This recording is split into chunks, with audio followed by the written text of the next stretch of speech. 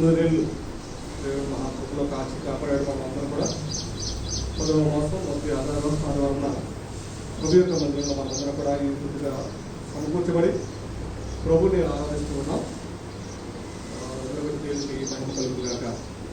ఆమేన్. అంత సంతోషంగా ఉన్నారా? మనసు ఎటువంటి మనసు జరుగుతుంది అంత ఎక్కడ ఉన్నారు కదా. మనం ఎక్కడుంటే మన మనసు అక్కడే ఉన్నాం కదా.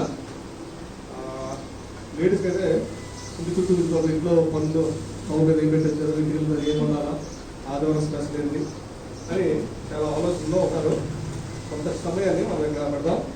ఇంచుమించు ఇప్పుడు 12 కావస్తుంది. 12:40 కల్లా నేను ఇంగ్లీష్ ప్రయత్నం చేస్తాను. ఓకేనా? శ్రద్ధగా వాక్యం పెడతారని నేను అనుకుంటున్నాను. మనము ప్రకటన గ్రంథంలో ఉన్నాం. ప్రకటన గ్రంథం 8వ అధ్యాయం చేద్దాం. పరిశుద్ధ గ్రంథం నుంచి ప్రకటన గ్రంథం 8వ అధ్యాయం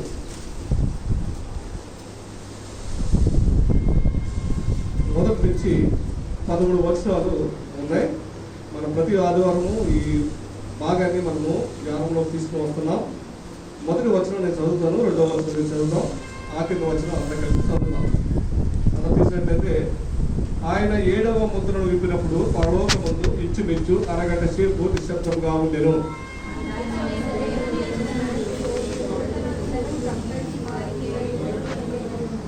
మరియు సువర్ణ ధూపాన్ని చేతపట్టుకున్న వేరొక దూత వచ్చి బలిపీఠం మీదుట నిలువగా సింహాసనం మీదుట ఉన్న సువర్ణ బలిపీఠం పైన పరిశుద్ధులందరి ప్రార్థనలతో కలుగుతాయి.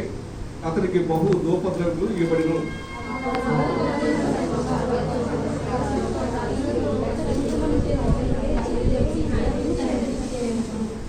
ఆ దూత ధూపాత్రిని తీసుకుని బలిపీఠం పైన ఉన్న నిప్పులతో దాన్ని నింపి భూమి మీద పడవేగా ఉరుములు, ధ్వనులు, మెరుపులు, భూకంపము కలిగిను.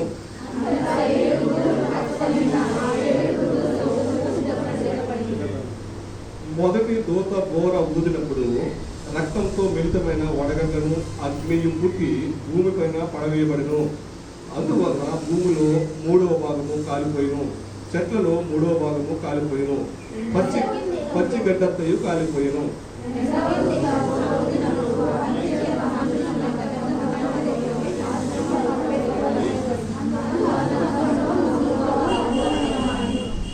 సముద్రంలోని ప్రారంభంగా జంతువులలో 3వ భాగము చచ్చెను, ఓడలో 3వ భాగము నాశనమయ్యను.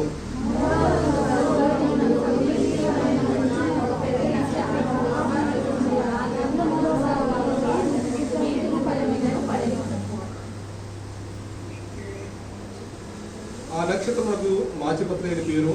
అందువలన నీళ్లలో 3వ భాగము మాచిపత్రి ఆయను. నీళ్లు చేదైపోయినందున వాటి వలన మనుషులు అనేకులు చచ్చిరి.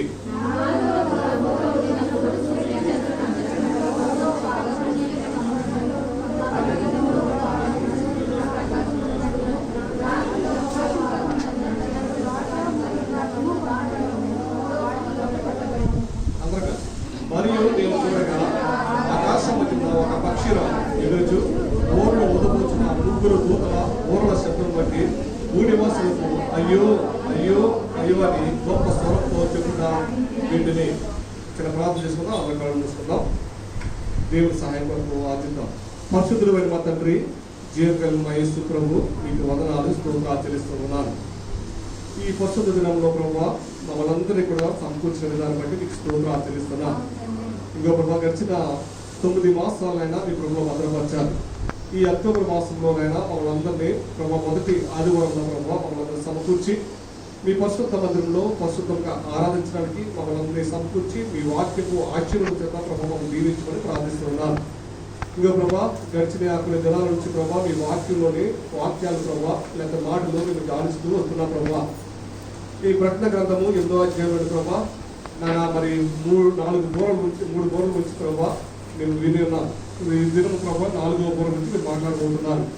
నానా వాక్యం మీద మాట్లాడేది మీరు, నిలబడిన నేను వంటివాడును, మాట్లాడడం చేతకాని ప్రభా, నోటి మాధ్యముల వాడిని. మోషే ఏ విధంగా అయితే తన బలహీనతను విసరలో ఒప్పుకున్నాడో ఇశ్రాయేలు ప్రజలందరికీ ప్రభా గొప్ప నాయకుడిగా మోషే తయారు చేసి నడిపించారు ప్రభా. ఇంకా అల్పుడును అయోగ్యుడును ప్రభువాడు కూడా అర్హత లేనివాడి ప్రభా, అపవిత్ర పదాలు కలిగిన వాడిని మీ సిలువు చోట నన్ను మరుగు చేయండి, నా స్వరాన్ని ప్రభావ మరుగు చేయండి, మీ స్వరాన్ని బయలుపరచండి, మీ పరిశుద్ధాత్మతో నన్ను నింపండి. ఇక్కడ చేరు వచ్చిన ప్రతి ఒక్కరిని మీ ఆత్మతో నింపండి, అభిషేకించండి, మీ పరిశుద్ధాత్మతో నింపండి ప్రభావ. పరిశుద్ధాత్మ తాకిడి మా అందరికి అనుగ్రహించమని ప్రార్థిస్తున్నాం. మీ సన్నిధిలో ప్రభావ 2-3 కూడి ఉంటే మన మధ్యలో ఉంటామని చెప్తున్న దేవుడునైనా ఈ ఉదయకాల సమయంలో ప్రభావ మీరు మా మధ్యలో ఉండి మీరు మాతో మాట్లాడి మా ఆధ్యాత్మిక జీవితాలు బలపరిచి స్థిరపరిచి ఇక్కడి నుంచి ప్రభావం దీవించి పంపించమని యేసు పరిశుద్ధ నామములో ప్రార్థించి వేడుకుంటాం తండ్రి. ఆమేన్. ఆమేన్.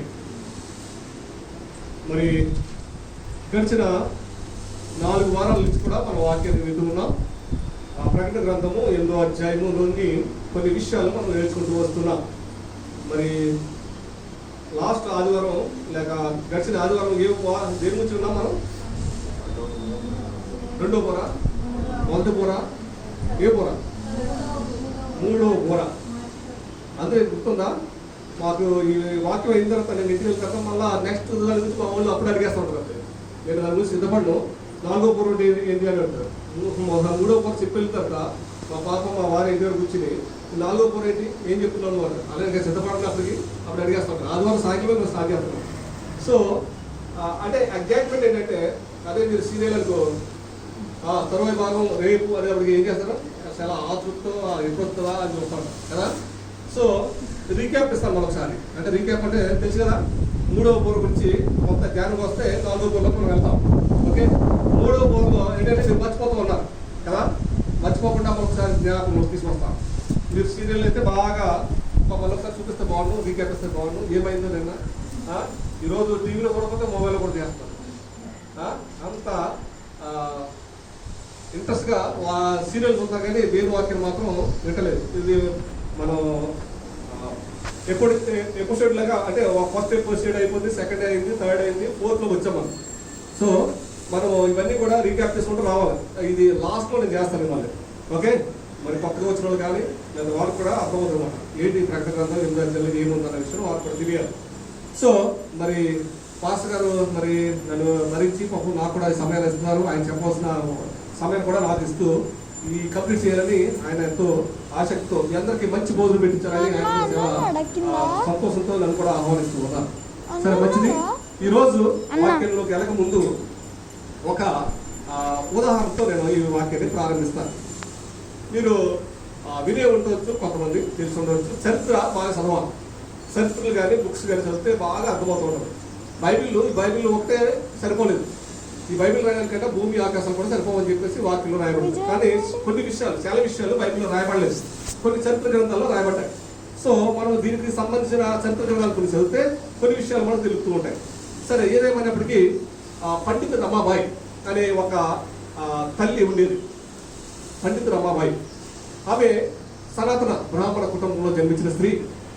ఆమె మరి కర్ణాటక రాష్ట్రంలో మంగళూరు ప్రాంతంలో ఆమె జన్మించింది. వారు సనాతన బ్రాహ్మణ కుటుంబంలో జన్మించింది కాబట్టి వారు సంస్కృతంలో బాగా పాండిత్యం బాగా తెలిసిన వారు. సంస్కృతం బాగా వారు బ్రాహ్మణులు అంటే ఆ రోజుల్లో సంస్కృతం చాలా బాగా మాట్లాడుతుండేవారు. వాళ్ళ నాన్నగారు మైసూరు మహారాజు ప్యాలెస్లో ఆయన మరి ఒక కవిగా సాహిత్య కవిగా అతను పనిచేస్తూ ఉండేవాడు. అయితే అతను అక్కడ ఉంటున్నప్పుడు మరి కొంతకాలం తర్వాత ఆ రాజ్యంలోంచి అతను బయటకు రావడం జరిగింది. అయితే ఈ పండిత రమాబాయి అంటే మీరు పండిత అంటే ఎందుకు పెట్టవలసిందంటే అదొక బిరుదు లాంటిది. అంటే ఆమె 12 సంవత్సరాలు వచ్చేసరికి ఇంచుమించు అన్ని భాష మీద మరి పాండిత్యం ఆమెకి గ్రిప్ వచ్చిందట. ఇంచుమించు 16 లాంగ్వేజెస్ 12 సంవత్సరాలకి ఆమె మాట్లాడడం ప్రారంభించిందట. అంటే ఎంత అనారోగ్యంగా ఏ లాంగ్వేజ్ అయినా కానీ ఆమె మాట్లాడగలుగుతుందట. అంటే అందుకే పండిత రమాబాయి అని పిలుస్తుండేది. ఆమె 19వ శతాబ్దానికి అంటే ఎండింగ్ 20వ శతాబ్దానికి ఆరంభంలో ఆమె జీవించినట్లు మనం చూస్తూ ఉంటాం చరిత్ర గ్రంథాలు. అయితే ఆమె గురించి మనం ఎందుకు చెప్తున్నామంటే ఆమె మరి ఏం జరిగించింది, ఏం చేసింది అన్న విషయం మీకు తెలియపరచాలని నేను ఆశపడుతూ ఉన్నాను. ఈ పండిత రమాబాయి నాన్నగారు మైసూరు రాజు ప్యాలెస్లో మరి అక్కడ కవిగా ఉన్నప్పుడు కొంతకాలం తర్వాత బయటకు వచ్చిన తర్వాత మరి అక్కడ పనిచేస్తుండగానే పండిత రమాబాయి గారికి వివాహం కూడా జరిగింది. చిన్న వయసులోనే వివాహం జరిగింది. వివాహం జరిగిన తర్వాత కొన్ని సంవత్సరాలకి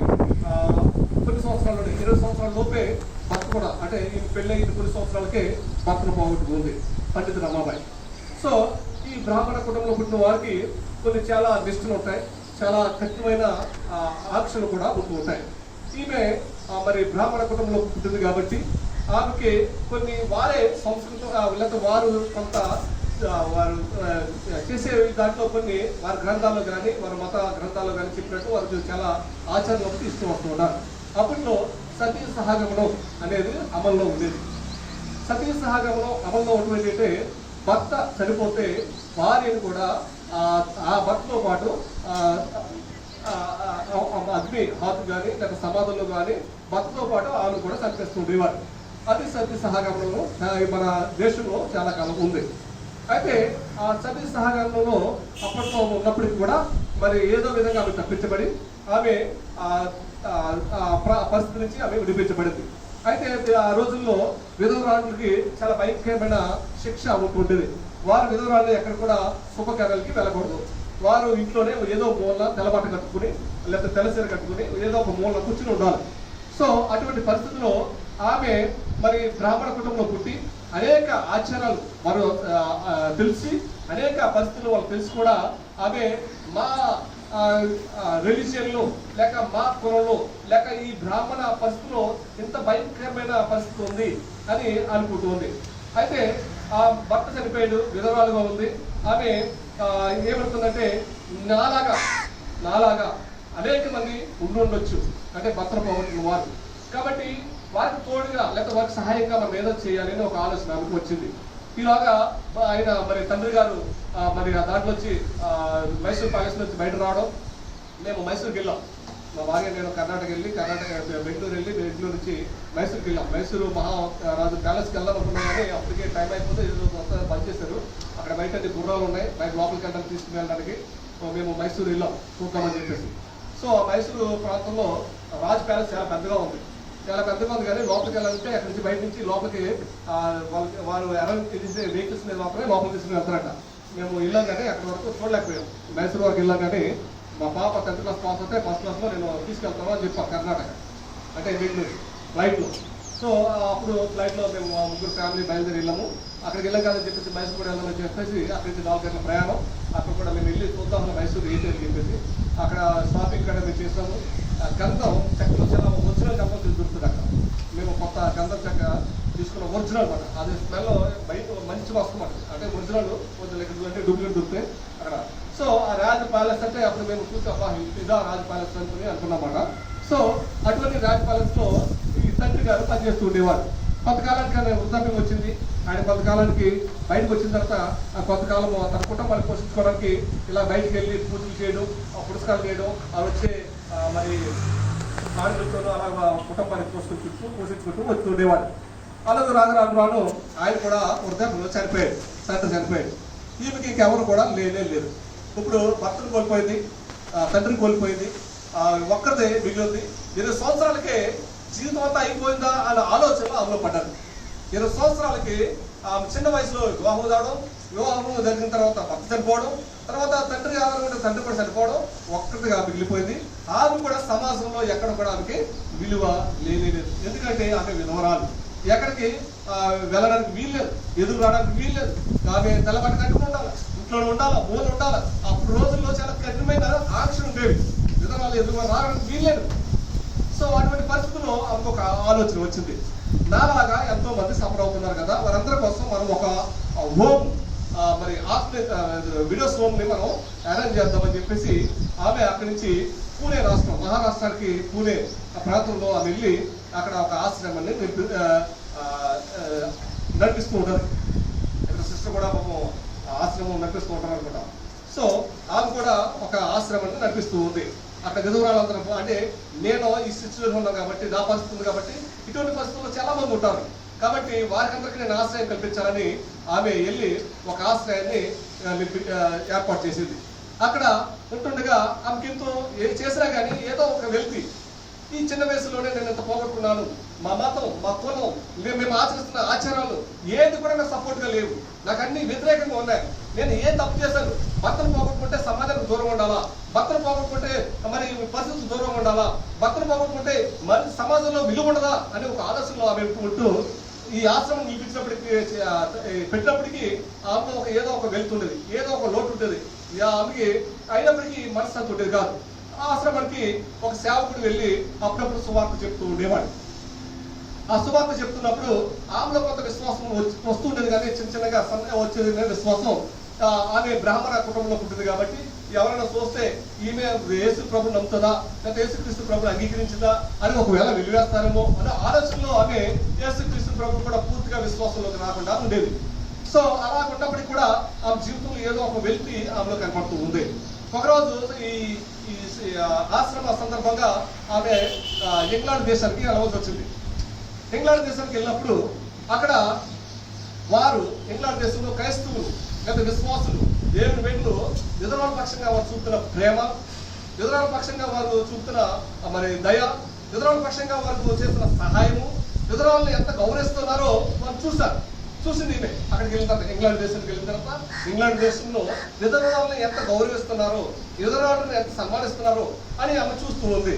ఏంది కారణం?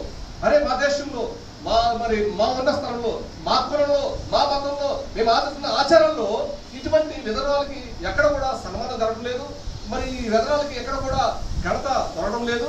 కానీ ఎందుకు ఎంత ఇలా చేస్తున్నారు, ఏంటి కారణం అంటే పరిశుద్ధ గ్రంథంలో ఏమైందంటే ఏమన్నది, విధవరాల పక్షంగా వ్యాజ్యమాడే దేవుడు వాళ్ళని సన్మానించాలని చెప్పేసి ఏడు వాక్యం ఉంది. కాబట్టి క్రైస్తవులుగా విశ్వాసులుగా మనం ఏం చేస్తామంటే అటువంటి కార్యక్రమం మనం చేస్తూ ఉంటాం. మన క్రిస్మస్ జరుగుతున్నటువంటి ఏం చేస్తాం, విధవరాలందరూ కూడా పిలిచి ఒక్కొక్కసారి బహుమానంగా ఇస్తూ ఉంటారు కదా. సో ఈ ఇంగ్లాండ్ దేశానికి వెళ్ళిన తర్వాత ఆమెకు ఒక విషయం అర్థమైంది. ఓహో, దేవుని ప్రేమించే వారు విధవరాలు ప్రేమిస్తారు, దేవుని ప్రేమ ఇట్లా ఉంటుంది. దేవుని ప్రేమ ఇట్లా ఉన్నప్పుడు నేనెందుకు దేవుని ప్రేమించకూడదు, దేవుని నేనెందుకు అంగీకరించకూడదు అని అక్కడ ఆమె విశ్వాసంలోకి రావడం ప్రారంభించింది. వచ్చిన తర్వాత మెల్లగా దేవుని వాక్యాన్ని చదవడం ప్రారంభించింది. ఆమె యొక్క విశ్వాసము బలపడింది. అక్కడే ఇంగ్లాండ్లోనే కొంతకాలం ఉన్న తర్వాత అక్కడే బాప్తిజం తీసుకున్న తర్వాత అక్కడ సంఘంలో జరుగుతున్న ఆరాధనలు, సంఘంలో వారు చూపుతున్న ప్రేమ, సంఘంలో జరుగుతున్న కార్యక్రమం చూసి ఆమె చాలా ఉద్యమంతో నింపబడింది. అయితే నింపబడి చాలా సంతోషంగా, చాలా ఆనందంగా ఉండేది. కొంతకాలం తర్వాత తిరిగి ఇంగ్లాండ్ దేశం నుంచి తిరిగి భారతదేశానికి వచ్చింది. భారతదేశంలోని పూణే ప్రాంతానికి తిరిగి వచ్చింది. పూణే ప్రాంతానికి తిరిగి వచ్చిన తర్వాత ఆమె ఏదైతే ఆశ్రమం పేరు పెట్టిందో ఆశ్రమానికి ముక్తి ఆశ్రమం అనే పేరు మార్చింది.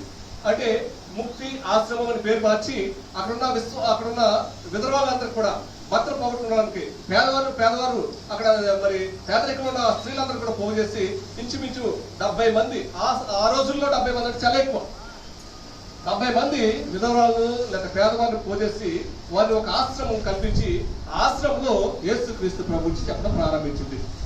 ఏం చెప్పింది? యేసుక్రీస్తు గురించి చెప్పడం ప్రారంభించింది. అప్పుడు వారందరూ కూడా ఈ రమాబాయి, పండిత రమాబాయి అనే ఈ స్త్రీ లేక ఈ తల్లి వారందరూ కూడా సువార్తను ప్రకటించడం ప్రారంభించింది. ప్రారంభించిన తర్వాత అక్కడి నుంచి ఒక సేవకుడు వచ్చి రోజు అక్కడ వారందరూ కూడా సువార్త ప్రకటిస్తూ ఉండేవారు. వారందరూ కూడా రక్షణ అనుభవంలోకి రావడం జరిగింది. 70 మంది, ఇంచుమించు 70 మంది ఆ గృహంలో లేక ఆశ్రమంలో ఉంటూ వారి దగ్గర ఉన్నప్పుడు వారందరూ కూడా యేసుక్రీస్తు యొక్క ప్రేమను వారు రుచించారు. ఏంటి ఆ ప్రేమ అంటే, వారు దేవుణ్ణి ప్రేమించిన వారు ఇతరులను ఇంతగా ప్రేమిస్తారు అనే విషయాన్ని తెలుసుకున్నారు. కాబట్టి అలా ఉన్నప్పుడు కొంతకాలం తర్వాత జరుగుతున్నప్పుడు ఆమె అక్కడ ఉన్న ఉద్యమము, అక్కడ జరుగుతున్న పరిశుద్ధాత్మ తాకిడి అవన్నీ ఇంగ్లాండ్ దేశంలో చూసి, ప్రభువా మీరెందుకు మమ్మల్ని దర్శించకూడదు, మీ ఆత్మ తాకిడి మమ్మల్ని ఎందుకు తాకకూడదు, మేమెందుకు మీ సన్నిధిలో ప్రార్థించకూడదు, ఎందుకు మీ సన్నిధిలో మేము స్తుతించకూడదు, ఎందుకు మీ సన్నిధిలో మేము మీ పరిశుద్ధాత్మను పొందుకోకూడదు అని ఆమె బలంగా అందరినీ కూడా ఉపవాసం వచ్చి అక్కడ 70 మంది కూడా వారందరూ ఒకరోజు 3 గంటల ఇంచుమించు 4 గంటల 3 గంటల నుంచి 6 గంటల వరకు 5 గంటల వరకు వారు ప్రార్థనలో ఉన్నారట. వారందరూ కూడా 70 మంది ప్రార్థన చేస్తున్నారు, 70 మంది స్తుతిస్తున్నారు, 70 మంది దేవుణ్ణి ఆరాధిస్తున్నారు. జరిగిన సందర్భం ఏంటంటే, గొప్ప విచిత్రం ఏంటంటే, పరిశుద్ధాత్మ ఆ గృహంపై దిగి వచ్చినట. పరిశుద్ధాత్మ తాకిడి ఆ గృహంపై వచ్చిందట. పరిశుద్ధాత్మతో అందరూ నింపబడ్డారట, భాషలు మాట్లాడుతున్నారట, శక్తి కొద్ది వారు మాట్లాడుతున్నారట. ప్రతి ఒక్కరి మీద ఆ పరిశుద్ధాత్మ తాకిడి రాగానే వారు భాషలు మాట్లాడడం ప్రారంభించారట. వారి ఆత్మతో నింపబడ్డారట. నింపబడిన తర్వాత అగ్ని దిగి వచ్చిందట. ఆ గృహం మీదకి ఏమో దిగి వచ్చిందట, పరిశుద్ధాత్మ దిగి వచ్చిందట. దిగి వచ్చి వారందరూ కేకలు వేస్తున్నారట, ఓ దేవుడు స్తుతిస్తున్నారట. ఆ దారిలో వెళ్తున్న వారు కొంతమంది, అరే ఈ గృహంలో తగలబడిపోతుంది, దీంట్లో అరుగులు పడుతున్నాయి, కేకలు పడిపోతున్నాయి, ఏంటి కారణం అని చెప్పేసి కొంతమంది ఆగి భద్రతను నిలిపించడం ప్రారంభించారట. అప్పుడు పండిత రామాబాయి లోపలికి వస్తూ, దేవుని మేము స్తుతిస్తున్నాం, దేవుడిని ఆరాధిస్తున్నాం, ఇది మీరు చూస్తున్న అగ్ని కాదు, ఈ దేవుడు పరలోకం నుంచి పంపించిన అగ్ని అని చెప్పేసి పండిత రామాబాయి చెప్పినప్పుడు వారందరూ కూడా ఆత్మనింపబడి అదే ప్రపంచ దేశం భారతదేశానికి మొట్టమొదటిగా పరిశుద్ధాత్మ రావడం అనేది వారందరూ కళ్ళారా చూసినట్లు మనం చూస్తూ ఉన్నాం. ఆ పరిశుద్ధాత్మ తాకిడి ఈ రోజు భారతదేశం నలుమూలన వ్యాపించిందని దేవుని వాక్యం తెలియజేస్తూ ఉంది. కాబట్టి ఎక్కడైతే దేవుని సన్నిధిలో స్తుతిస్తారో, ఎక్కడైతే ఆరాధన ఉంటుందో, ఎక్కడైతే దేవుణ్ణి మహిమపరుస్తారో, దేవుని సన్నిధి ఉంటుందో అక్కడ పరిశుద్ధాత్మ ఏం చేస్తాడు, దిగి వారి మధ్యకి వస్తాడట. కాబట్టి పరిశుద్ధాత్మ తాకిడి మన మధ్య ఉండాలంటే, మన మధ్య ఏం చేయాలంటే దేవుని స్తుతించాలి. ఇక్కడ దైవజనులు సేవకులు దేవుని స్తుతించడం అంటే ఎవరు నోరు తినడం లేదు, ఎవరు కూడా దేవుని ఆరాధించడం లేదు, మౌనంగా ఉండి చూస్తూ ఉన్నాం. మన చివరి ఏం తెలుసా, దేవుని ఆరాధించవలసినప్పుడు ఆయన యొక్క స్థితిని మనం జ్ఞాపకం చేసినప్పుడు, ఆయన యొక్క స్థితిని స్తుతించినప్పుడు ఆయన పరలోకం నుంచి భూమి మీద దిగి వస్తాడు. మన స్తుతిస్తున్న స్థుతి అంతా కూడా ఏమవుతుందా, సింహాసనంగా మార్చబడుతుంది. మార్చబడిన తర్వాత ఆ పరలోకం ఉన్న దేవుడు స్తుతించిన ప్రతిసారి ఆ సింహాసనానికి దిగి వస్తాడు. పరలోకం ఉన్న దేవుడిని భూమి తీర్పించింది తెలుసా, భూమి తీసుకొచ్చింది తెలుసా, స్తుతి. ఎవరైతే స్తుతిస్తారో, ఎక్కడైతే స్తుతి ఉంటుందో అక్కడ పరలోకం ఉన్న దేవుడు ఏమి చేస్తాడా, దిగి వస్తాడంట. మన స్థుతులన్నీ ఇప్పుడు ఏమవుతాడా, సింహాసనంగా మార్చబడతాయి. మన కుర్చీ వేయలేమనికి, సింహాసనం వేయలేము. మనం ఏమైగలుగుతామంటే స్థుతులు చెల్లించినప్పుడు ఆ స్థుతులను కూడా ఏమవుతాయట, సింహాసనంగా మార్చబడుతుంది. ఆ సింహాసనంగా మార్చబడినప్పుడు పరలోకంలో ఉన్న దేవుడు ఏం చేస్తాడంటే భూమి మీదకి దిగి వస్తాడు. నువ్వు స్తుతించిన ప్రతిసారి పరలోకంలో దేవుడు భూమి మీద తీసుకువస్తాడు. ఆమేన్, హల్లెలూయా. మరి ఎక్కడైతే సంఘంలో స్తుతి ఉంటారో, ఎక్కడైతే సంఘంలో ఆరాధన ఉంటారో అక్కడ పరిశుద్ధాత్మ తాకిడి ఉంటుందని దేవుని వాక్యం తెలియజేస్తుంది. ఇక్కడ ప్రకటన గ్రంథంలోకి వచ్చేద్దాం. ప్రకటన గ్రంథంలోని 8వ అధ్యాయం 12వ వచనం మనం చూద్దాం. ప్రకటన గ్రంథం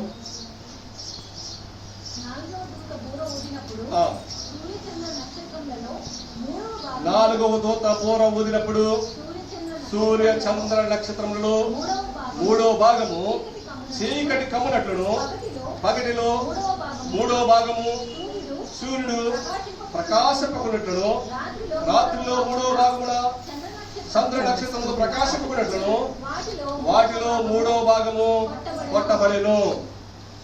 ఇక్కడ 3 విషయాలు మనకి ఈ వచనంలో కనపడతాయి. 3వ పూర్వం చెప్పాను, మాచిపత్రి గురించి మాట్లాడాను. మాచిపత్రి అంటే చేదు. చేదు అంటే ఏంటి, మనలో ఉన్న పాపం. ఆ పాపం పోవాలంటే మనం మధురంగా మార్చబడాలని కొన్ని విషయాలు మీకు తెలియపరిచాను. 3వ దూత బోర ఊదినప్పుడు ఏం జరిగిన విషయాలు మీకు తెలియపరిచాను. ఇప్పుడు 4వ బోర ఊదినప్పుడు జరుగుతున్న సంగతులు. దూతలో 7 దూతలు ఉన్నాయి, 7 బోర్లు పట్టుకున్నాయి. ఒక్కొక్క దూత ఊదినప్పుడు ఒక్కొక్క అద్భుతం లేక ఒక్కొక్క భయంకర పరిస్థితి మనం చూస్తూ ఉన్నాం. ఇక్కడ 3 దూతలు ఊదులో మనం చూస్తాం. ఇప్పుడు 4వ దూత 4వ బోర ఊదుతున్నప్పుడు జరుగుతున్న సంగతి ఏంటంటే 8వ అధ్యాయం 12వ వచనంలో రాయబడినట్లు 4వ దూత బోర ఊదినప్పుడు సూర్యుడు, చంద్రుడు, నక్షత్రాలు 3వ భాగము చీకటి కమ్మినట్లు అయ్యను. ఇక్కడ 3 విషయాలు మనం చూస్తున్నాం. ఒకటి ఏంటంటే సూర్యుడు, రెండవది చంద్రుడు, మూడవది నక్షత్రం. మన దేశానికి వెలుగునివ్వడానికి ఈ 3 కారణం కదా. ఈ ఉదయం అయింది, ఉదయం వెలుగు ఉంది, కారణం ఏంటి, సూర్యుడు ఉన్నాడు కాబట్టి. సాయంకాలం వెలుగు ఉంది, కారణం ఏంటి, చంద్రుడు ఉన్నాడు కాబట్టి. ఆకాశాల్లో చంద్రుడు లేనప్పుడు నక్షత్రాలు కనబడతాయి, నక్షత్రము వెలుగుని ఇస్తూ ఉంటుంది. ఈ 3 కూడా ప్రపంచానికి చేసేది ఏంటంటే వెలుగు. ప్రపంచానికి ఏం కలిగేస్తుంది, వెలుగుని కలిగేస్తుంది. ఆదికాండంలోకి వస్తే మనం చూద్దాం. ఆదికాండము సృష్టి ఆరంభంలోకి వద్దాం. 1వ అధ్యాయం, ఆదికాండము 1వ అధ్యాయము 1-3 వచనాలు. ఆది యందు దేవుడు భూమి ఆకాశాలను సృజించెను, భూమి నిరాకారంగాను శూన్యముగాను ఉండెను, చీకటి కమ్మి ఉండెను. దేవుని ఆత్మ జలముల పైన అల్లాడుచుండెను. దేవుడు వెలుగు కలగగా వెలుగు కలిగేను.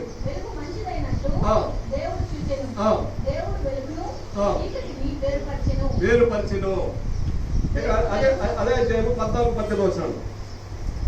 14-18. దేవుడు పగటిని రాత్రిని వేరుపరిచినట్లు ఆకాశ విశాలమందు జ్యోతులు కలుగులు కాకనియు అవి సూచనలను కాలములను దిన సంవత్సరములను సూచించుటకై యుండును కాకనియు భూమి మీద వెలుగుచుటకు అవి ఆకాశాల మందు జ్యోతులై యుండుగాకనియు పలికెను. ఆ ప్రకారమాయను.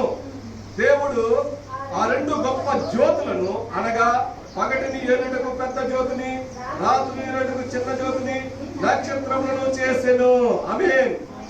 ఈ 16వ వచనంలో దేవుడు సృష్టిని మనం చూస్తే ఈ సూర్యుడు, చంద్రుడు, నక్షత్రాలు ఈ ప్రకటన గ్రంథం వచ్చినప్పటికి ప్రారంభంలో ఏమన్నాయంటే సూర్యుడిని కలిగజేశాడు, చంద్రుడిని కలిగజేశాడు, నక్షత్రాన్ని కలిగజేశాడు. కారణం ఏంటి తెలుసా? పగటిని ఏలుటకు సూర్యుడు, రాత్రిని ఏలుటకు చంద్రుడు, ఆకాశంలో వెలుగునివ్వడానికి నక్షత్రాలు తయారు చేసిన దేవుడు ఇక్కడ ప్రకటన గ్రంథం వచ్చినప్పటికి ఏం చేస్తాడు తెలుసా?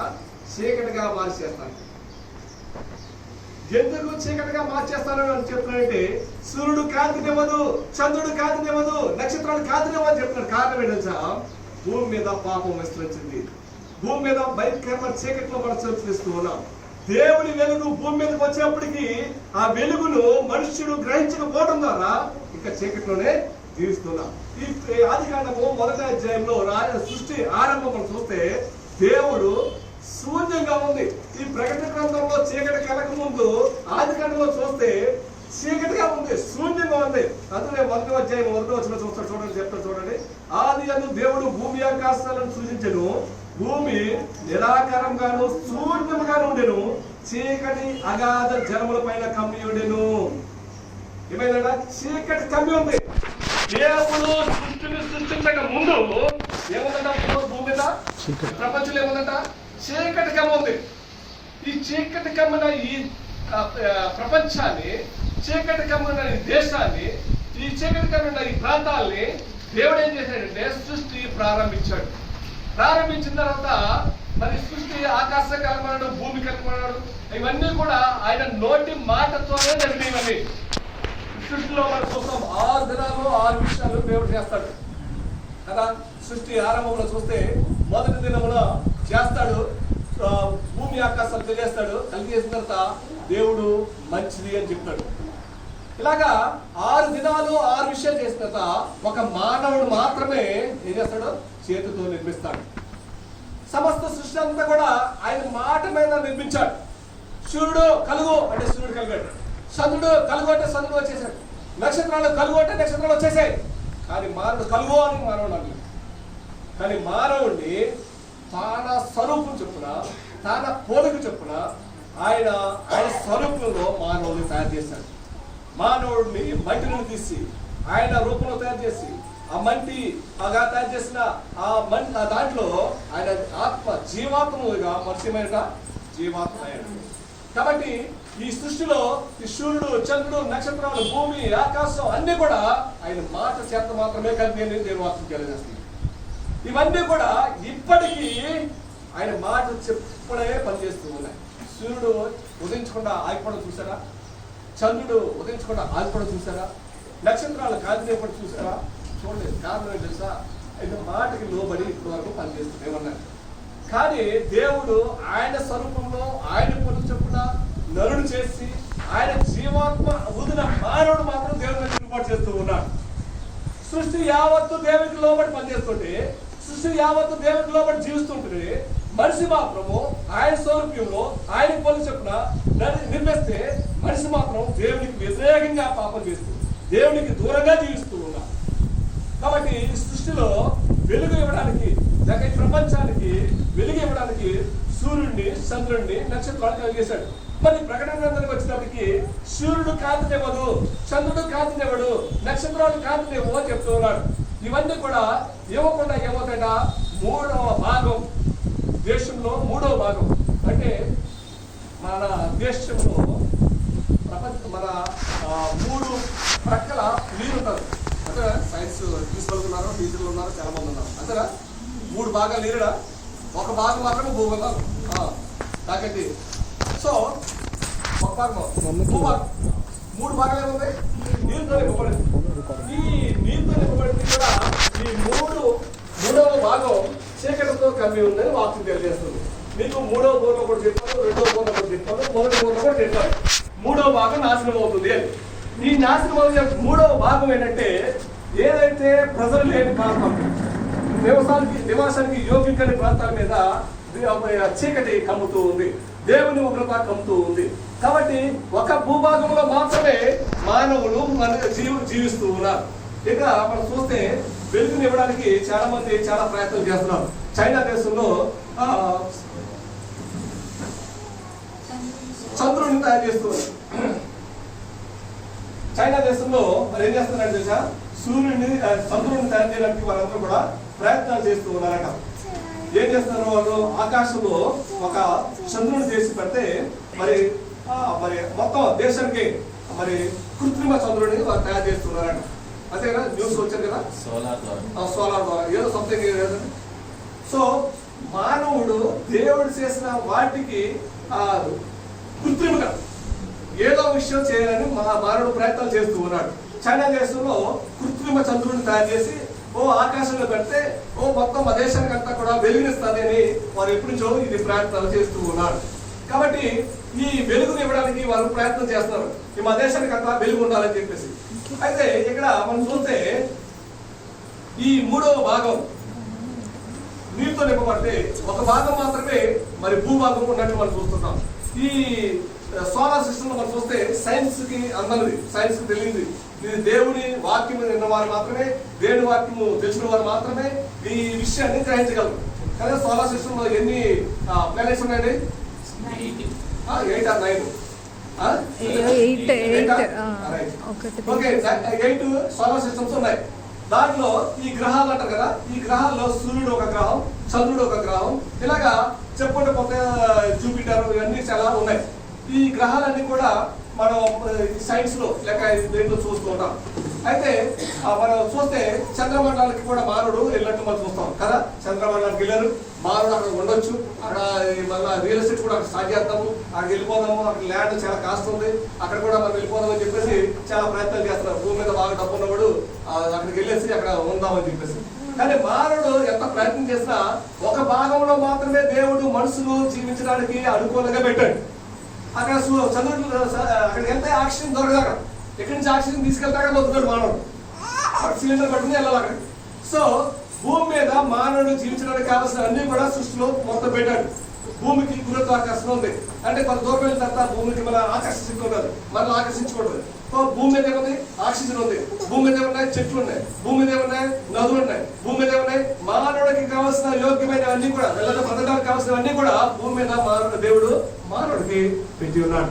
కాబట్టి ఈ సృష్టిలో మనం చూస్తే ఇవన్నీ కూడా ఈ సోలార్ సిస్టమ్ లో చూస్తే ఈ భూమి మీద మాత్రమే మరి మనుషులు జీవిస్తూ ఉన్నారు, మనుషులు ఉన్నారు అనే విషయం మనం జ్ఞాపకం తీసుకోవాలి.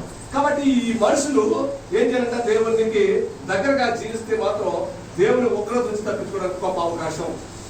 ఇది 3వ వంతు నాశనం అవుతుందంటే సముద్రాలు, లేదా ఇక్కడ చూసాం మనం లాస్ట్ వీక్ లో మీరు చెప్పారు, 3వ భాగం సముద్రంలో 3వ భాగం మరి చేదైపోయింది. 3వ భాగం సముద్రంలో వాడలు బదలైపోయి, ఆ సముద్రంలో 3వ భాగం తాగడానికి నీళ్ళు లేక పోయి చేదైపోయింది, లేక రక్తపాతం అయిపోయింది. ఇలాగా ఒక్కొక్క మరి సందర్భం మనం చూసినప్పుడు, ఒక్కొక్క బోర ఊదినప్పుడు మన విషయాలు మనం జ్ఞాపకం చేసుకున్నాం. ఇక్కడ 4వ బోర ఊదినప్పుడు జరుగుతున్న సంగతులు ఏంటంటే, ఈ సూర్యుడు, చంద్రుడు, నక్షత్రాలు కూడా తన కాంతిని ఇవ్వకుండా చీకటిగా మార్చబడుతుంది. ఈ 3వ భాగం, ఈ ప్రపంచంలో 3వ భాగం చీకటి అయిపోతే మరి ఎంత భయంకరపడితే ఒకసారి జ్ఞాపకం చేసుకోండి. చంద్రుడు రాకపోతే, సూర్యుడు రాకపోతే, నక్షత్రాలు కాంతి ఇవ్వకపోతే చీకటి భయం ఉంటుంది. దేవుడు నిర్మించిన రీతి తెలుసా, మానవుడు చేసుకున్నవి మనిషికి ఏం కలిగేస్తే ప్రమాదం తీసుకుని వస్తాయి కదా. మానవుడు కరెంట్ తయారు చేశాడు, మానవుడు కరెంట్ తయారు చేయలేదు కదా. శ్రీశైలంలో పవర్ ప్రాజెక్ట్ ఉంది, మన పవర్ ప్రాజెక్ట్ ఏమైంది అక్కడ అరెస్ట్ అయిపోయింది, అనేక మంది అంటే మానవుడు చేసిన వెలుగు ఎవరు ఇచ్చారండి? దేవుడు ఇచ్చాడు. ఆ వెలుగుకి మళ్ళా మనుషులు వెలుగు తయారు చేస్తామన్నారు. ఆ వెలుగు మనిషికి ప్రమాదాలు కలిగిస్తుంది. జాగ్రత్త గమనించాలి కదా. మనిషి ఆ పవర్ ప్లాంట్ నుంచో లేదా వాటర్ నుంచో మళ్ళీ కరెంట్ తీసుకొస్తున్నాడు. ఆ కరెంటు మీరు ముట్టుకోవడం వల్ల ఏమవుతుంది? చనిపోతుంది. సో సూర్యుని కాంతి వల్ల ఎవరు చనిపోలేదు. ఇంకా డి విటమిన్ కావాలంటే సూర్యుడు దగ్గర కూర్చుంటారు కదా. మనిషిలో బాడీలో డి విటమిన్ కావాలని డాక్టర్ దగ్గర చెప్పినప్పుడు ఆ గంటకు ఒకసారి పొద్దుట 1 అవర్ సూర్యుడు దగ్గర కూర్చోండి, మీకు పుష్కలంగా డి విటమిన్ వస్తుందని చెప్తా ఉంటాం. సో సూర్యుడు దేవుడికి కలిగిస్తున్న దేని వల్ల కూడా మనిషికి హాని లేనే లేదు. ఇక్కడ మరి మనిషి దేవుడు పెట్టిన ఉద్దేశం ఏంటి? సూర్యుడు ఉదయం, చంద్రుడు సాయంకాలం పెట్టిన ఉద్దేశం ఏంటంటే మనిషి ఉదయం కష్టపడాలా, రాత్రులు సుఖంగా నిద్రపోవాలి, రెస్ట్ తీసుకోవాలి. ఇప్పుడు మానవుడు కృత్రిమ లైట్ తయారు చేసుకుని 24 గంటల పనిచేయడం ద్వారా దేవుడు ఇచ్చిన ఆయుష్ను, దేవుడు ఇచ్చిన ఆరోగ్యం మనం పొందుకోలేకపోతున్నాం. ఈ రోజు ఏంటయ్యా, ఆ రోజుల్లో 130 సంవత్సరాలు, 250 సంవత్సరాలు, ఆ మెతుసెల ఎన్ని సంవత్సరాలు బతికాక? అన్ని సంవత్సరాల కంటే ఎక్కువ బతికాను. మెతుసెల ఎక్కువ సంవత్సరాలు బతికాడు కదా. సో ఎందుకు 10 సంవత్సరాలు బతికాడు? మన పిల్లలు ఎందుకు బతికారంటే దేవుడు చెప్పినట్టు వారు చేశారు. వారు ఉదయం పని చేసుకునేవారు, సాయంకాలం 6 కాగానే వెళ్ళి శుభ్రంగా పడుకునేవారు. ఎందుకంటే సాయంకాలం లైట్ ఉండేవి కాదు. పగల సూర్యకాంతి కాలమే ఉన్నంత సేపు మాత్రమే ఆ పనులు చేసుకోవాలి. మా చిన్నప్పుడు కూడా మేము చూస్తుండేవారు. అప్పుడు ఏం చేస్తామంటే 6 గంటలకే వంట అయిపోయింది, భోజనాలు వండేసేవారు. ఎందుకంటే లైట్లు తప్ప ల్యాంప్ పెట్టుకోవాలి, ల్యాంపులు పెట్టుకోవాలి. ఆ చీకట్లో వండుతూ రాదు, ఏ పూట వస్తుందో ఏ పూట వస్తుందో ఏం తెలియదు. సో ఆ చీకట రాకముందే వంటలన్నీ చేసేవారు లేడీస్ అంతా కూడా. ఆ పని నుంచి వచ్చేవారు కూడా 5 గంటలకే ఆ పొలం నుంచి పని నుంచి వాళ్ళు వచ్చేసేవారు. వచ్చేసిన తర్వాత శుభ్రంగా స్నానం చేసి వారి చేసిన వంట భోజనము 6 గంటలు, 6:30, 7 గంటలకు భోజేసి మంచి మీద 7 గంటలకు మంచిగా పడుకోవాలి. మళ్ళా పొద్దున మొదటి రే జాములు వేసేవాడు 4 గంటలు. మొదటి రే జాము అంటే 4 గంటలు. మనం ఎక్కడ వెళ్తావా? రాత్రి 12 అవుతుంది, పొద్దుట వచ్చి 10 అవుతుంది.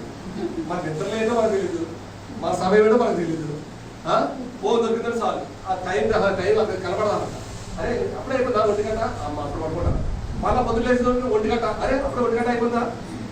సో మనుషుల్లో ఎందుకు అలా అయిపోవడం కారణం ఏంటంటే మనిషి చేస్తున్న కృత్రిమ లైట్ ద్వారా కృత్రిమ వాటికి అలవాటు పడిపోయి దేవుడు నిర్మించిన వాటికి దూరం అయిపోయి తమ ఆరోగ్యాలు పోగొట్టుకున్నాడు. అప్పుడు మెతుసాలు 2 సంవత్సరాలు బతికితే ఈ రోజు మానవుడు 2 సంవత్సరాలు బతకపోవడం కారణం ఏంటంటే ఆయన ఇచ్చిన నియమ నిబంధనల ప్రకారం జీవించకపోవడం ద్వారా. నువ్వు ఖచ్చితంగా 6 గంటలకు వచ్చి ఇంటికి వచ్చి 7 గంటలకు భోజనం చేసి పడుకుని రేని మొదటి లేచి దేవుడి సన్నిధిలో ప్రార్థన చేస్తే దేవుడు నీకు సంపూర్ణ ఆరోగ్యం ఇస్తాడు, సంపూర్ణ ఆయుష్ ఇస్తాడు. దేవుడు నీకు దీర్ఘాయువు చేత ఆయన జీవిస్తాడు. ఇవన్నీ జరగకపోవడం కారణం ఏంటి సార్? ఇవన్నీ మనం తయారు చేసుకున్నాం కాబట్టి మొదటి విషయం చూస్తే సృష్టి ఆరంభంలో దేవుడు సూర్యుడు, చంద్రుడు, నక్షత్రాలు ఉద్దేశం ఏంటంటే ప్రపంచానికి, ఈ దేశానికి వెలుగు కలగడానికి దేవుడు ఇచ్చాడు. మరి అదే దేవుడు ఈ ప్రకటన గ్రంథంలో చీకటి కలిగేస్తా ఉంటాడు. ఆ బోర బోరగానే ఏమైందంట, సూర్యుడి యొక్క కాంతి ఆగిపోతుంట, చంద్రుడి యొక్క కాంతి ఆగిపోతుంట, నక్షత్రాల యొక్క కాంతి ఆగిపోతుంట. ప్రపంచంలో 3వ భాగం అంతా కూడా చీకటమయం అయిపోతుంది. చీకటి అయిపోతే ఏమవుతుంది? ఎవరన్నా చీకటికి వెళ్ళారు ఇవ్వండి, అయితే అయిపోయిందంట, ఎరగండి పోగొట్టాడు ఎవరన్నా అమ్మ బాబు అంతా దైవం వచ్చినారు కదా. చీకట్లో భయం, చీకట్లో భయం కదా. చీకట్లో ఏం కనబడదు, మనకి ఏం జరుగుతుందో మనకు తెలియదు. కాబట్టి ప్రపంచంలో 3వ భాగం చీకటం అయిపోతే ఎంత భయంకర పరిస్థితిలో ఒక జ్ఞాపకం తీసుకోండి. మనము ఒక రూమ్లోకి వెళ్ళి ఈ రూమ్లో మొత్తం రాత్రి వచ్చిన తర్వాత లైట్ లేదు, లైట్ అయ్యే ముందు ఎవరో వచ్చి అది ఎక్కడ ఉంది ఎప్పుడు తీసుకురాగలరా ఎవరైనా వచ్చి చీకట్లో వచ్చి మొత్తం చీకటిగా ఉంది, ఏమీ లేదు, ఆ డోర్ మీద వెళ్ళాక అక్కడ భయపడ తీసుకురామా బయటగా చెప్పారండి. మొత్తం ఎవరన్నా ఇల్లు తీరు అనుకుంటున్నాం. సో చీకట మన మనోడు ఏం చేస్తుందా గుర్తిస్తారంటుంది. చీకటి దేనికి సాదృశ్యం? పాపానికి సాదృశ్యం. చీకటి దేనికి సాదృశ్యం? సాతానికి సాదృశ్యం. చీకటి దేనికి సాదృశ్యం? లోకానికి సాదృశ్యం. నువ్వు చీకటిలో ఉన్నావా, వెలుగులో జీవిస్తూ ఉన్నావా? వెలుగు దేనికి సాదృశ్యం? దేవుడికి సాదృశ్యం, విశ్వాసానికి సాదృశ్యం, పరిశుద్ధకు సాదృశ్యం. ఉదయకాలంలో మన చీకటిలో జీవించాలని ఆశపడుతుంది. నువ్వు పాపంలో ఉన్నావు. నీ వెలుగు సంబంధంగా ఉండాలంటే క్రీస్తులో ఉన్నావు. నువ్వు ఉదయకాలంలో ఏది నువ్వు కోరుకుంటున్నావో సార్ జ్ఞాపకం చేసుకోండి. చీకట్లో ఉండాలనుకుంటున్నావా, వెలుగులో ఉండాలనుకుంటున్నావా? నీకే దేవుడు అవకాశం ఇచ్చాడు. ఉదయకాలంలో ఒక తీర్మానం చేసుకుని మనం వెళ్ళవలసిందిగా మనం చేస్తున్నాం. రెండో విషయాన్ని మనం జ్ఞాపకం చేసుకుంటాం. రెండవ జ్ఞాపకం చేస్తే యెహోషువ గ్రంథం 10వ అధ్యాయం టైం అయిపోతా ఉంది. యెహోషువ గ్రంథం 10వ అధ్యాయం 12వ వచనం. యెహోవా ఇశ్రాయేలీయుల ఎదుట అమోరీయులను అప్పగించిన దిగున ఇశ్రాయేలీయులు విడుచుండగా యెహోషువ యెహోవాకు ప్రార్థన చేసెను. సూర్యుడా, నీవు గిబియోనులో నిలువుము. చంద్రుడా, నీవు అయ్యాలో లోయలో నిలువుము. జనులు తమ శత్రువుల మీద పగ తీర్చుకున్న వరకు సూర్యుడు నిలిచెను, చంద్రుడు ఆగెను అను మాట యాషేరు గ్రంథములలో రాయబడి ఉన్నది కదా. ఇక్కడ భక్తుడైన యెహోషువను మనం జ్ఞాపకం చేసుకుంటున్నాం. మొదటి భాగంగా దేవుడు సృష్టించిన సృష్టి చూసాం. అక్కడ సూర్యుడు, చంద్రుడు, నక్షత్రాలను దేవుడు చేశాడు. ఈ ప్రకటన గ్రంథం వచ్చేటప్పటికి ఏదైతే వెలిగించిందో అవే చీకటి కలిగేస్తారని మనం చూసాం. ఈ ప్రకటన గ్రంథమే ఆఖరిది మన గ్రంథం. అన్ని గ్రంథాలు నెరవేర్చబడ్డాయి, అన్ని గ్రంథాలు అయిపోయి మనం ఇప్పుడు ఉన్నది ఏంటంటే ప్రకటన గ్రంథంలో ఉన్నాం. ఇది నెరవేర్పు కాలం. ఇది మన శాసనాలు మనం ఏమనుకుంటామంటే మరి దిద్దుబాటు దినాలు అనుకుంటాం. ఇది దిద్దుబాటు దినాలు కాదు, సిద్ధపాటు దినాలు. ఇది దిద్దుకోవడానికి అవకాశం లేదక, సిద్ధపడి ఉండాలి. చాలా మంది అనుకుంటారు ఈరోజు మన దిద్దుకుందాం, మన పాపాన్ని దిద్దుకుందాం, మన తప్పును దిద్దుకుందాం, మన పరిస్థితి దిద్దుకుందాం అనుకుంటారు. కానీ దిద్దుకునే పరిస్థితుల్లో మనం లేవు. ఎక్కడన్నా సిద్ధపాటు బుద్ధిగా కలిగి ఎలపడాలి.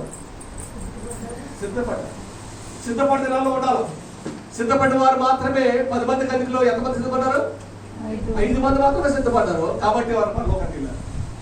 సిద్ధపడి దినాల్లో లేవు, మనం సిద్ధపడి దినాల్లో ఉన్నాం. సిద్ధపడిన వారు మాత్రమే ప్రభుత్వం చూస్తారు. సిద్ధపడిన వారు మాత్రమే ఎత్తపడతారు. సిద్ధపడిన వారు మాత్రమే పరలోకానికి వెళ్తారు. కాబట్టి సిద్ధపాటు దినాల్లో మనం చేస్తున్నాం.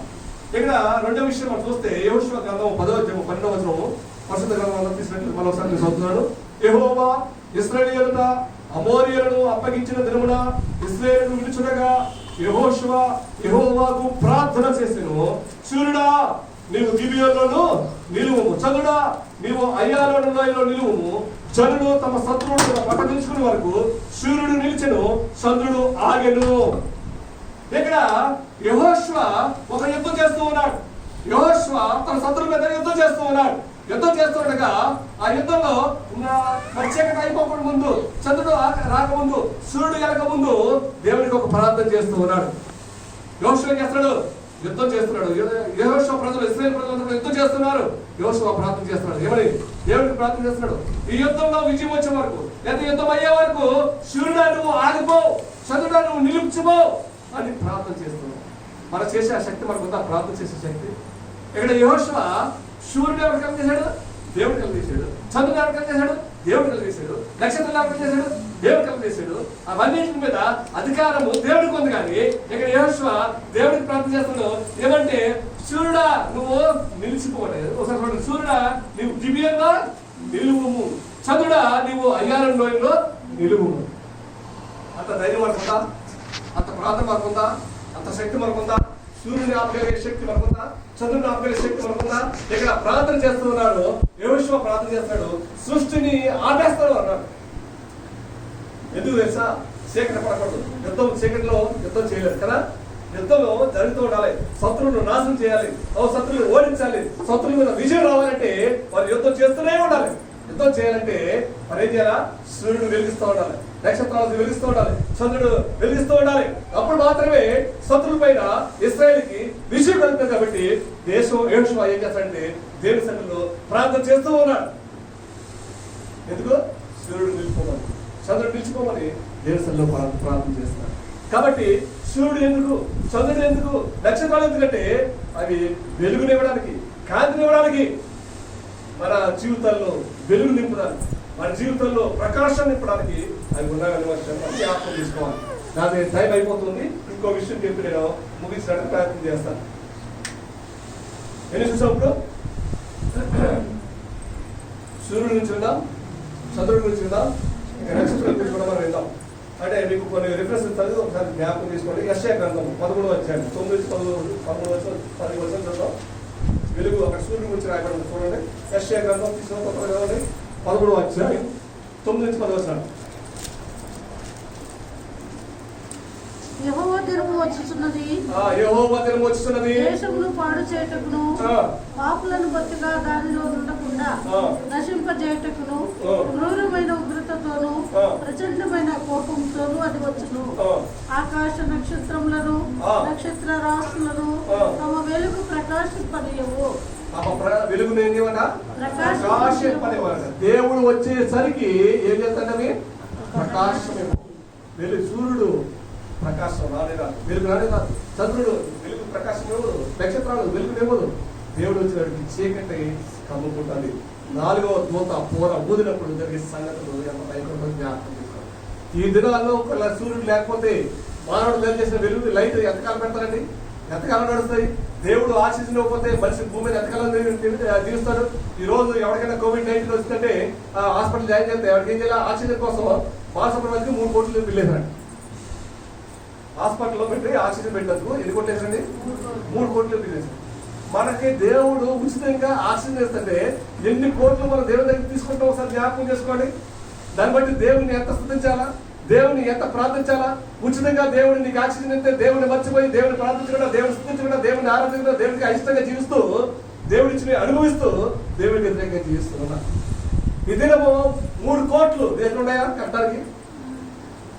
అది కూడా ఎంతకాలం కానీ కొంతకాలం మాత్రమే.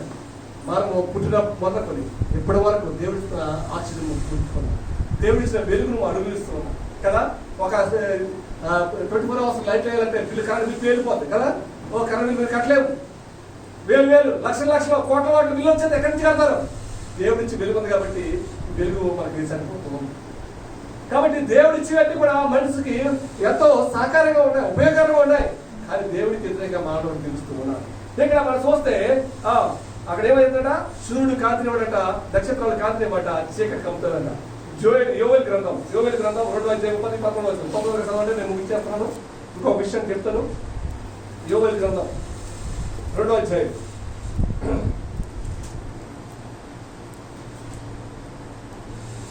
యోవేలు గ్రంథం మొత్తం బైబిల్ రోజు తీసుకుంటాం. 2వ అధ్యాయం 10-11 వాటి భయము చేత భూమి కంపించుచున్నది, ఆకాశము తత్తరిల్లుచున్నది, సూర్యచంద్రులకు తేజోహీనత కలుగుచున్నది, నక్షత్రములకు క్రాంతి తప్పుచున్నది. యెహోవా తన సైన్యమును నక్షత్రములకు క్రాంతి వాటి భయం చేత భూమి కంపించుతున్నది, ఆకాశము తప్పుచున్నది, సూర్యచంద్రులకు తేజోహీనత కలుగుతున్నది, నక్షత్రములకు కాంతి తప్పుచున్నది. ఇక్కడ ఏమవుతుందా? సూర్యుడు చంద్రుడు తమ కాంతిని పోగొట్టుకుంటారని దేవుని వాక్యం తెలియజేస్తుంది. అదే యోవేలు గ్రంథం 3వ అధ్యాయం 15వ వచనం కూడా చూద్దాం ఒకసారి. 3వ అధ్యాయం 15వ వచనం. 15 సూర్యచంద్రులు తేజోహీనుడని నక్షత్రముల కాంతి తప్పిపోయాను. ఏమైనా సూర్యచంద్రులు తేజోహీనుడు. సూర్యచంద్రులు ఏం చేస్తారు? తేజోమయంగా ఉండాలి, తేజస్సుని ఇవ్వాలా. ఏమైపోయాడ? తేజోహీనుడైనట. భక్తిహీనుడు, భక్తి పనులు లేరు, భక్తిహీనుడు లేరు కదా. భక్తిహీనుడు అంటే వారు భక్తిని పోగొట్టుకున్నారు. ఇక్కడ సూర్యచంద్రులు ఏమైపోయారా? వెలుగునివ్వాలా. ఏమైపోయారట? సూర్యచంద్రులు ఏమైపోయారట? తేజోహీనుడైపోయారట. సూర్యచంద్రులు తేజోహీనులైరి, సూర్యుడు తన కాంతి ఆగిపోయాడు, చంద్రుడు తన కాంతి ఆగిపోయాడు, నక్షత్రం తన కాంతి కూడా మానేసింది, చీకటి కమ్మింది. సో ఇక్కడ మనం చూస్తే ఇవన్నీ కూడా చీకటిలోకి మనం నెట్టివేస్తున్నాయనే విషయం మనం జ్ఞాపకం చేసుకోవాలి. కాబట్టి దానియేలు గ్రంథంలోకి మనం వెళ్దాం. ఆఖరిగా ఒక వచనం చూద్దాం. దానియేలు గ్రంథం 12వ అధ్యాయం 3వ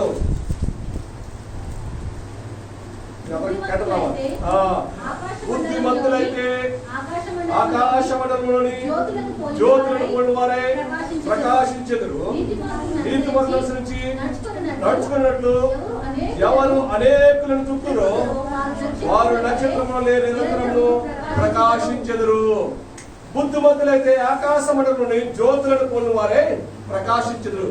ఇవన్నింటిలో ఏమంటారు? జ్యోతులు అంటారు.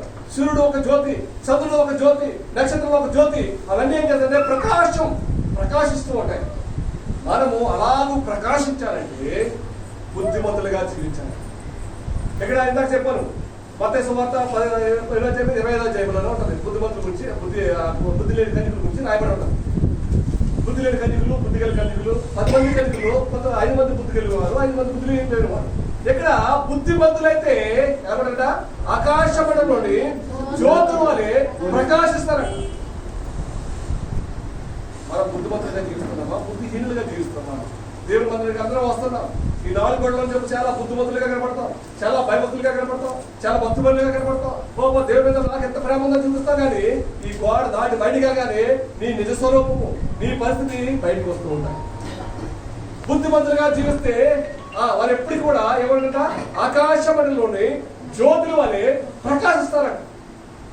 నువ్వు నేను ప్రకాశించాలంటే నేను ఎలా కూడా బుద్ధిమంతులుగా ఉండాలని. కాబట్టి బుద్ధిమంతులుగా మనం జీవించడానికి ప్రయత్నం చేద్దాం. అయితే ప్రకటన గ్రంథం ఎక్కడున్నాం మనం? 8వ అధ్యాయం 8వ వచనం, 12వ వచనం. 4వ దూత బూర వదిలినప్పుడు సూర్య చంద్ర నక్షత్రంలో 3వ భాగము చీకటి కమ్మినట్లును, పలికిలో 3వ భాగమున సూర్యుడు ప్రకాశింపుకున్నట్లు, రాత్రిలో 3వ భాగమున చంద్ర నక్షత్రంలో ప్రకాశింపుకున్నట్లు వాటిలో 3వ భాగము పట్టబడను. దేవుని ఉగ్రత 3వ బూర రాగానే దేవుని ఉగ్రత ప్రపంచంలో 3వ భాగము నాశనం అవుతుంది. దేవుని ఉగ్రత భూమి మీదకి వచ్చినప్పుడు, ప్రపంచంలోకి వచ్చినప్పుడు 3వ భాగం చీకటైపోతుంది, 3వ భాగము అంధకారమైపోతుంది, 3వ భాగము నాశనం అయిపోతుంది, 3వ భాగము దేవునికి పనికిరాకుండా అయిపోతుంది. ఒక భాగంలో మానవుడు జీవిస్తున్నాడు. ఆ మానవుడు 3వ భాగంలో జీవిస్తున్నప్పుడు 4వ, 5వ దూత, 6వ దూత, 7వ దూత బోధ ఊదినప్పుడు దేవుడి చిత్రం మాట ఏంటా, అయ్యో అయ్యో అని ఆ మాట దేవుడు చదువుతున్న ఎంత చేయము అనుకోవచ్చు. మరియు నేను చూడగా ఆకాశ మధ్యమున ఒక పక్షిరాజు ఎగురుచు బోర్ల ఊదు మోచున్న 3 దూతలు బోర్ల శబ్దం బట్టి భూనివాసులకు అయ్యో అయ్యో గొప్ప స్వరముతో నెక్స్ట్ వారానికి ఇది తర్వాయి భాగం. నెక్స్ట్ వారం ఇది 3 దూతలు ఒకసారి భూమి మీదకి వస్తాయి. ఇప్పుడు ఒక్కొక్క దూత ఒక్కొక్క పూర్వం ఉన్నప్పుడే ఇంత భయంకర పరిస్థితి సార్ కదా. సముద్రంలో 3వ భాగం రక్తమైపోయింది, సముద్రంలో లేదా ప్రపంచంలో 3వ భాగం చేదుతో నింపబడింది, ప్రపంచంలో 3వ భాగం తెగులతో నింపబడింది, ప్రపంచంలో 3వ భాగం కరువుతో నింపబడింది, ప్రపంచంలో 3వ భాగం భూకంపంతో నింపబడింది, ప్రపంచంలో 3వ భాగం భయంకరమైన నాశనం ఉంది. ఇప్పుడు 4వ భాగంలోకి రాబోతున్నాం. 4వ భాగం వచ్చే వారం. 4వ భాగంలో ఏం జరగబోతుంది, 4వ భాగంలో ఎవరున్నారు, ఆ 4వ భాగంలో ఉన్న ప్రజలకు ఏం జరగబోతుంది అనే విషయం మనం జ్ఞాపకం తీసుకుంటాం. ఈ 4 బోర్లు 4 భయంకర పరిస్థితులు మనం చూసాం కదా. ఇక్కడ సూర్యుడు చంద్రుడు నక్షత్రాలు పోతే ఇక పగలేముంటుంది, రాత్రి ఏముంటుంది. నీ జీవితంలో పగల ఉండదు, రాత్రి ఉండదు, ఎప్పుడు చీకటమైపోయి. కాబట్టి వెలుగుండగా ఏం చేయాలి, దీపాన్ని చక్కబెట్టుకోవాలి, ఇల్లు చక్కబెట్టుకోవాలి. దీపంగా ఏం చేయాలి, మనం ఇల్లును చక్కబెట్టుకోవాలి. కాబట్టి ఈ 2 విషయాలు మనం పరిశుద్ధ గ్రంథం నుంచి మన సృష్టి ఆరంభంలో ఏముంది. సృష్టి ఆరంభంలో సూర్యుడు చంద్రుడు నక్షత్రాలు కలిగేస్తే ప్రకటన గ్రంథం వచ్చినప్పటికీ సూర్యుడు చంద్రుడు నక్షత్రాలు ఏ వెలుగు కొరకు దేవుడు సృష్టించాడు ఆ వెలుగును ఇవ్వకుండా చీకటి కమ్మబోతుందట. అంత భయంకరం కదండి. నేను అలా ఆఖరి 3వ పూర్వం చెప్పడం మాట్లాడంటే ఒక శ్రమ, ఒక కష్టం, ఒక మనిషి దగ్గర నుంచో, ఒక అధికారి నుంచో, ఒక రాజు దగ్గర నుంచో, ఒక వ్యక్తి దగ్గర నుంచి వస్తే మాకు చెప్పడానికి ఒక దేవుడు అని చెప్పవచ్చు కదా. మనుషులు భూమి మీద ఉన్నప్పుడు ఒక కష్టం మనిషి దగ్గర నుంచి ఒక కష్టం వచ్చిందనుకో మాకు దేవుడు చెప్పుకుంటే దేవుడు ఆ కష్టాన్ని తీస్తాడు. ఒక ఉద్యోగంలో కష్టం వస్తే దేవుడు చెప్పుకుంటే కష్టం తీసేస్తాడు. ఒక వ్యాపారంలో కష్టం వస్తే వ్యాపారంలో దేవుడు చెప్తే కష్టం తీసేస్తాడు అని అనుకుంటాము, ప్రార్థన చేస్తాం. కానీ ఆ కష్టమే దేవుని దగ్గర వస్తే నువ్వు ఎవరికెళ్ళి చెప్పుకుంటావు, రాత్రి ఉదయం కష్టం. ఆ కష్టమే దేవుని దగ్గరికి వస్తే నువ్వు ఎవరికెళ్ళి చెప్పుకుంటావు. ఎంత భయంకరం కదా. సో ఈ భయంకర పరిస్థితి మనం అందరూ కూడా తప్పించబడాలంటే ఈ బోర్ల శబ్దాలు మనం అన్ని కూడా విన్నాం. 4 బోర్లు, 4 దూతలు ఊదినప్పుడు ఏం జరిగిన విషయం మనం జ్ఞాపకం చేసుకున్నాం. 4వ, 5వ బోర, 6వ బోర, 7వ బోర, 3 దూతలు 3 బోర్లు పట్టుకు బయలుదేరుతాయి. అది వచ్చే వారానికి మీకు తరువాయి భాగం మీకు వచ్చే వారం నేను ప్రకటన చేయడానికి ప్రయత్నం చేస్తాను. అయితే దేవుని వాక్యము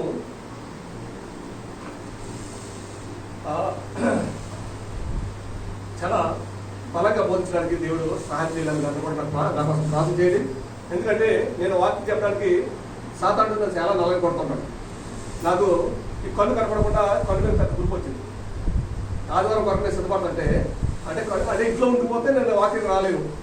ఆ తర్వాత ఈ ముక్కు మీద పెద్ద వచ్చింది. ఈ ముక్కు ఇలా పట్టుకోవడం మంట, నోట్లో పెద్ద గుర్పు వచ్చింది. అంటే దేవుని వాక్యాన్ని ప్రకటించకుండా వాడు ఏ విధంగా చేయాలో అన్ని విధాలుగా నేను చేశాడు. కానీ దేవుని వాక్యాన్ని ప్రకటించాలని మాత్రం నేను ఏదేమైనా దేవుని వాక్యాన్ని ప్రకటించాలా అని ఒక తీర్మానంతో దేవుని సన్నిధికి వచ్చి దేవుడు నన్ను నిలబెట్టుకుని దేవుడు మాట్లాడుతున్న విధానం బట్టి దేవుడు ప్రోగ్రాం తెలుస్తున్నాను. మీ అందరూ కూడా నా కొరకు బలంగా ప్రార్థన చేస్తుగా మనం చేస్తున్నాను. అయితే మీ అందరూ తెలిసిన సేవకుడు రాజశేఖర్ గారు, మదనపల్లి రాజశేఖర్ గారు విని ఉంటాం. ఆయన ప్రసంగాల్లో చాలా ఇష్టం. ఆయన పరిశుద్ధాత్మతో నింపబడి చాలా చాలా గొప్ప గొప్ప ప్రసంగాలు ఆయన చేశాడు. ఆయన ప్రసంగాలను చాలా జాగ్రత్తగా వింటాను. చాలా ఇష్టం కూడా ఆయన ప్రసంగాలు. ఆయన మదనపల్లిలో ప్రసంగం చేసి సేవకులు ఆయన ఎప్పటి వరకు కూడా ఆయన సొంత ఇల్లు లేదంట. నేను ఆయన సాక్ష్యం పెట్టున్నాను. ఆయనకి ఇంతవరకు కూడా సొంత గృహం లేదంట. ఆయన అనేక ఆశ్రమాలు కట్టాడు. పెద్ద పెద్ద ప్రపంచవ్యాప్తంగా అన్ని దేశాలు తిరిగాడు. తెలంగాణ, ఆంధ్ర రాష్ట్రంలో బలంగా వాడబడిన సేవకుడు. అనేక ప్రాంతాల్లో ఆయన బలంగా వాడుకున్న సేవకుడు. కానీ ఆయన ఈ రోజుకి ఆయనకి సొంత గృహం లేదంట. అది నిజమైన పరిచయం, అది నిజమైన సేవకుడే. ఆయనకి మరి COVID-19 ఎఫెక్ట్ అయిందంట. మనందరూ కూడా ప్రార్థన చేయండి. బెంగళూరు హాస్పిటల్లో ఆయన ఉన్నాడు. ఆయన మంచి సేవకుడు, దైవజనుడు. మరి పరిశుద్ధాత్మతో నింపబడి అనేక ప్రసంగాలు చేసి అనేక మంది దేవుడు నడిపించిన వాడు. ఆయన బైబిల్ క్లాస్ నడిపించాడు. అనేక మంది ఆశ్రమాలు పెట్టాడు. అనేక మందికి ఆయన సొంత డబ్బు, ఆయనకు వచ్చిన ప్రతి రూపాయి కూడా సేవకు నిమిత్తమే ఖర్చు పెట్టాడు. ఆయన గురించి సాక్షినప్పుడు నాకు చాలా మంచిగా అనిపించింది. అది గురించి మనందరూ కూడా ప్రార్థన చేయవలసిందిగా మనం చేస్తున్నాం. అందరూ తమ వచ్చి కళ్ళు వచ్చి దేవుడు వైపు చూద్దాం. 4వ బోర మనం విన్నాం. 4వ బోరలోని చీకటి కమ్మబోతుంది. 4వ బోర మరి చీకటిని కలుగు చేస్తుంది. 3వ బోర్లో చేదు వచ్చింది. 4వ బోర్లో ప్రపంచానికి చీకటి వస్తుంది. ఒక విశ్వాసిగా లేక దేవుడి బిడ్డగా ఉదయకాలంలో దేవుని వైపు చూసి ప్రభా రాబో ఉగ్రత నుంచి మమ్మల్ని తప్పించని దేవునిలో ప్రార్థన చేద్దాం. ఈ సూర్యుడు లేకపోతే, చంద్రుడు లేకపోతే, నక్షత్రం లేకపోతే ప్రపంచంలో చీకటే. ఈ బ్రతుకు చీకటమై కాకముందే, సాతాను నీలో రాకముందే, ఈ లోకము నాశనం కాకముందే మన సృష్టికర్తను స్మరణ తెచ్చుకోవాలి. వెలుగులోకి వెళ్ళడానికి ప్రయత్నం చేయాలి. వెలుగు సంబంధులుగా మనం జీవించాలి. మన చీకటి సంబంధులు కాదు, మనము వెలుగు సంబంధులం. ఆయన క్రీస్తు వెలుగై ఉన్నాడు కాబట్టి ఆయన వెంబడించిన వారందరూ కూడా వెలుగు సంబంధులుగా ఉండాలని దేవుడు ఆశపడుతూ ఉన్నారు. నువ్వు కొంతకాలానికి ఈ బోర ఊదినప్పుడు, 4వ దూత బోర ఊదినప్పుడు సూర్యుడు తన కాంతిని ఇవ్వడం మానేసింది, చంద్రుడు తన కాంతిని ఇవ్వడం మానేసింది, నక్షత్రాలు తన కాంతిని ఇవ్వడం మానేసింది. చీకటమయం కాబోతుంది. చీకట్లో మనం సంచరించలేరు, చీకట్లో మనం జీవించలేరు, చీకట్లో మనం బ్రతకలేరు. కాబట్టి ఆ వెలుగులోకి మనం వెళ్ళడానికి ప్రయత్నం చేద్దాం, వెలుగులో జీవించడానికి ప్రయత్నం చేద్దాం. కాబట్టి దేవుడి కృప, దేవుడి కాపుదల, దేవుడి సహాయం మనకు ఎంతో అవసరం. కాబట్టి మనందరం కూడా ప్రార్థనాపూర్వకంగా విశ్వాస జీవితంలో ముందుకు కొనసాగాలి. దేవుడి కృప మనందరం కూడా ఎదురుగా ప్రార్థనలో వెళ్తాం. పరిశుద్ధుడైన తండ్రి, జీవగల మహేసు మీకు వందనాలు స్తోత్రాలు చెల్లిస్తున్నా.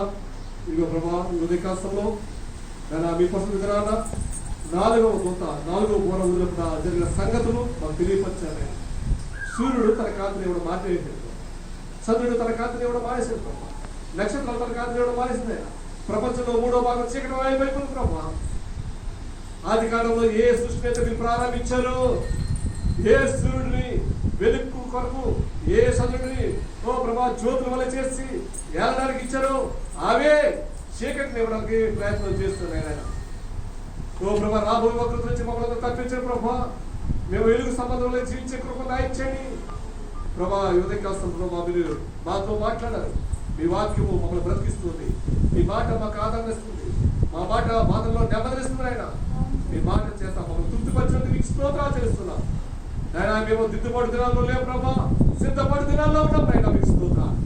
నాయన దిద్దుబాటు దినాల్లో ఉంటే ఇంకా మేము దిద్దుకుంటూనే ఉంటాం ప్రభా. మా బతుకు సిద్ధపాటు దినాలు ఉంటే ప్రభా మీరు వచ్చినప్పుడు ఎత్తపడతాం. నాయన మీకు స్తోత్రాలు చేస్తున్నాం. వృత్తి కలిగిన కంటికి వల్ల సిద్ధపడి మీ రాకడ వరకు ఎదురు చూసే వరకు ఉంటే సహాయం దాయించమని ప్రార్థిస్తూ ఉన్నా. ఇంతవరకు చేసిన సహాయం బట్టి, మేలు బట్టి మీకు కృతజ్ఞతాస్తుతులు తెలుసు. బాత్రూమ్కి వెళ్ళి అక్కడ బాత్రూమ్ ఆమేన్.